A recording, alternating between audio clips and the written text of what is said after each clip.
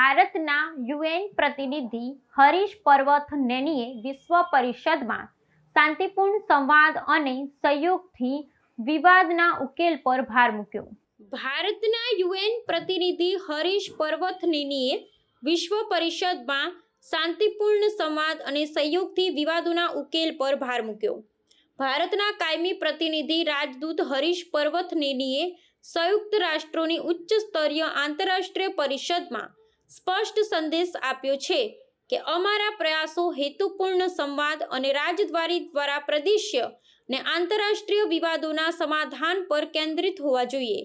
તેમણે જણાવ્યું કે વૈશ્વિક સમુદાયને સર્જનાત્મક વાતચીત દ્વારા ટકાઉ ઉકેલ શોધવાના પ્રયાસો જ મહત્વના છે અને અથડામણની જગ્યાએ શાંતિપૂર્ણ સંવાદ દ્વારા મજબૂત સહકાર બનાવવો તે જ શાંતિ અને સ્થિરતાનું હેતુ છે.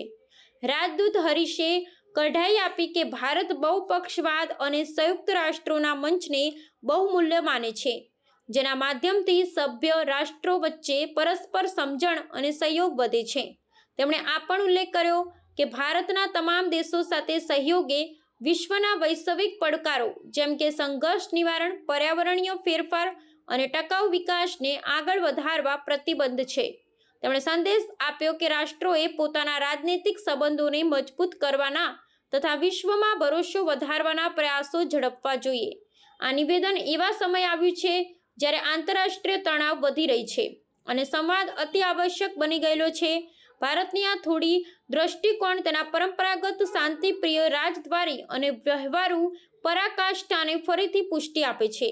આ સંદેશ વિશ્વ મંચ પર ભારતના સમજૂતી અને સુરક્ષાના પ્રબળ સાથી તરીકેની ભૂમિકાને સશક્ત બનાવતો સાબિત થશે. Distinguished co-chairs and excellencies, at the outset, I would like to thank the co-chairs France and Saudi Arabia for their leadership in convening this high-level conference. I also commend the efforts of the chairs of the 8 working groups for their valuable contributions in outlining the broad contours and action points related to various aspects of the two-state solution. The stated intent of the international community as expressed at the United Nations since 1947 has consistently been the establishment of two states, Israel and Palestine, living side by side in peace and security. In 1974, the question of Palestine was reintroduced in the General Assembly's agenda, and since then, it has reaffirmed the inalienable rights of the Palestinian people to self-determination, national independence, and sovereignty. Deliberations during the preparation for the conference confirmed that the international community continues to believe that there is no substitute for a two-state solution. In 1988, India became one of the first countries to recognize the state of Palestine with firm support and commitment to the two-state solution. I am pleased to underscore that India led by example in this regard more than 37 years ago. The conference offers an opportunity to reflect on the path traversed thus far in the journey towards achieving peace through a two-state solution. Our efforts must now focus on how to bring about a two-state solution through purposeful dialogue and diplomacy and bringing the parties to the conflict to engage directly with each other. Reaffirmation of support must take the form of actionable steps that pave the way for the two-state solution. Identification of such steps and their implementation modalities demand our collective attention and effort. Friends, let us be clear on some basic prerequisites. First, the humanitarian assistance pillar demands our immediate attention and action. The human suffering in Gaza continues unabated. Tens of thousands have been killed and many more injured. Several medical facilities have been damaged or destroyed. Children have been deprived of schooling for more than 20 months. Humanitarian aid needs to flow without impediments. Second, let us also not forget the plight of the hostages and their families. There can be no justification whatsoever for terrorism, for addressing any root cause or political grievance. Third, Palestinians in Gaza must have access to food, fuel, and other basic necessities without hindrance. Humanitarian assistance is vital in sustaining life and must remain outside the realm of politics or conflict. Fourth, civilians including women and children have the right to lead normal lives. In the years ahead, Meticulous reconstruction and rehabilitation efforts of a substantially large scale will be required. To this end, India takes note of the plan endorsed by the leaders of the Arab states. We stand ready to do our share in this important task. Distinguished co-chairs, economic prospects and viability for a Palestinian state are crucial.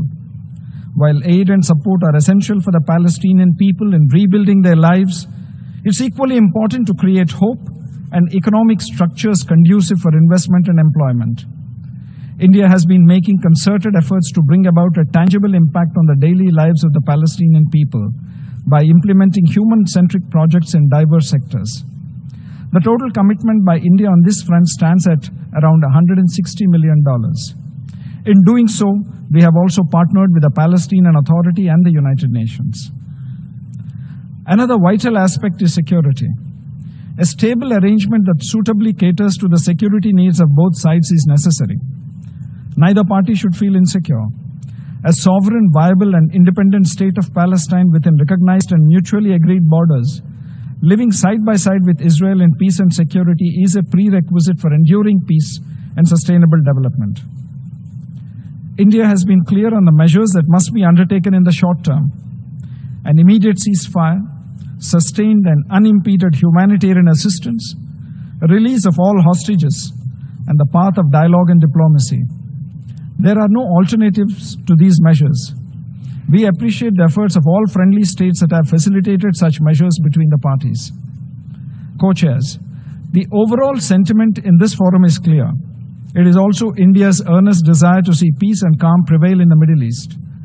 Lasting solutions are required to achieve this. Certain action points are emerging from the conference. Following up on them is the key. Let us not be content with paper solutions, but strive to achieve practical solutions that actually make a tangible difference in the daily lives of our Palestinian brothers and sisters. India expresses its complete readiness to contribute to this noble endeavor. I thank you, co-chairs.